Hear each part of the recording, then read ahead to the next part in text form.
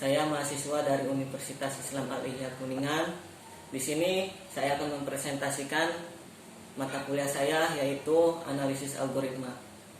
Oke, untuk mempersingkat waktu, kita lihat video sebagai berikut.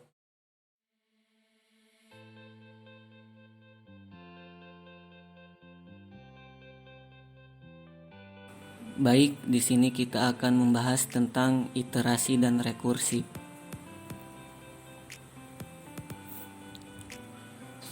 Pengertian iterasi dan rekursi.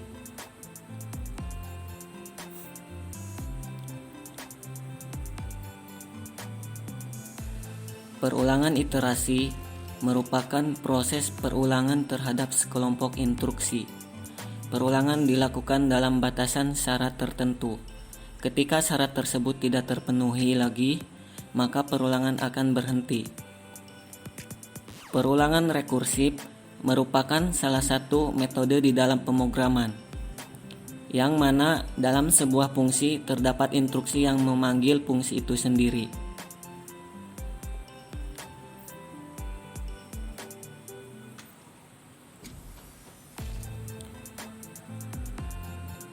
Fungsi iterasi dan rekursif. Fungsi untuk unsur pengulangan.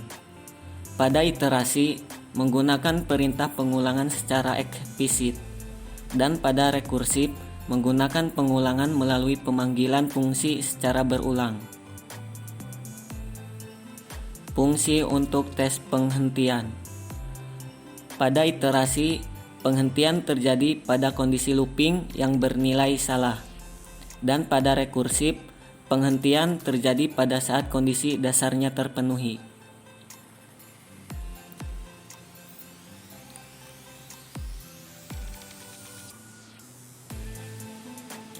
Perbedaan dan persamaan di antara iterasi dan rekursif.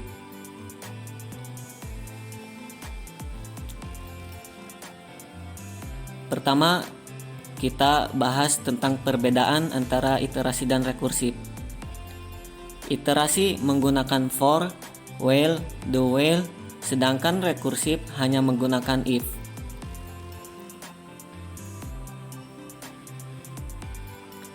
Yang kedua, iterasi dapat berjalan pada program yang tidak terdapat fungsi, sedangkan rekursif merupakan fungsi itu sendiri.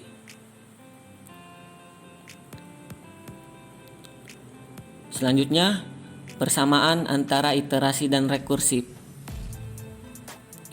Iterasi dan rekursif sama-sama bentuk perulangan dan melakukan pengecekan kondisi terlebih dahulu sebelum mengulang.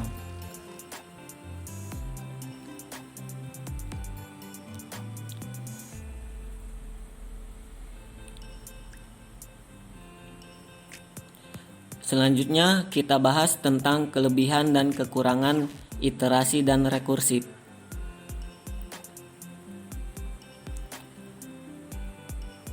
Kita bahas terlebih dahulu tentang kelebihan iterasi. Kelebihan iterasi yang pertama, mudah dipahami. Yang kedua, mudah dilakukan debugging ketika ada perulangan yang salah. Yang ketiga, dapat melakukan looping bersarang. Yang keempat, proses lebih singkat. Dan yang kelima, jarang terjadi overflow.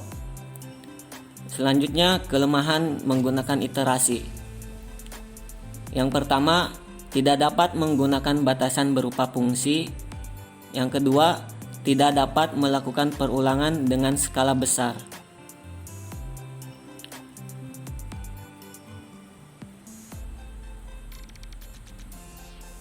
Selanjutnya kita bahas tentang kelebihan rekursif. Rekursif dapat melakukan perulangan dengan skala besar. Dan kekurangan pada rekursif adalah sebagai berikut. Pertama, tidak dapat melakukan looping bersarang. Yang kedua, rekursif memerlukan stack yang lebih besar. Yang ketiga, proses yang sangat rumit. Oke, itulah pembahasan dari iterasi dan rekursif. Mari kita lanjut ke contoh faktorial iterasi dan faktorial rekursif. Inilah contoh dari faktorial iterasi. Mari kita aplikasikan kepada bahasa C.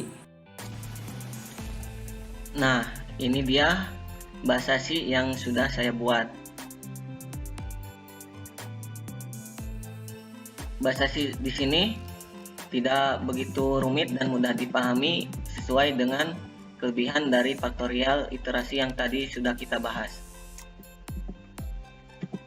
Oke, kalau kita udah membuat bahasa C seperti ini, kita langsung aja running bagaimana hasilnya dari faktorial iterasi di sini. Ini dia tampilan dari running bahasa yang tadi kita udah buat. Contoh, kita masukkan nilai 8. Berapa hasil faktorial dari nilai 8? Kita lihat saja, kita enter. Ini dia hasil dari nilai 8, yaitu 40320.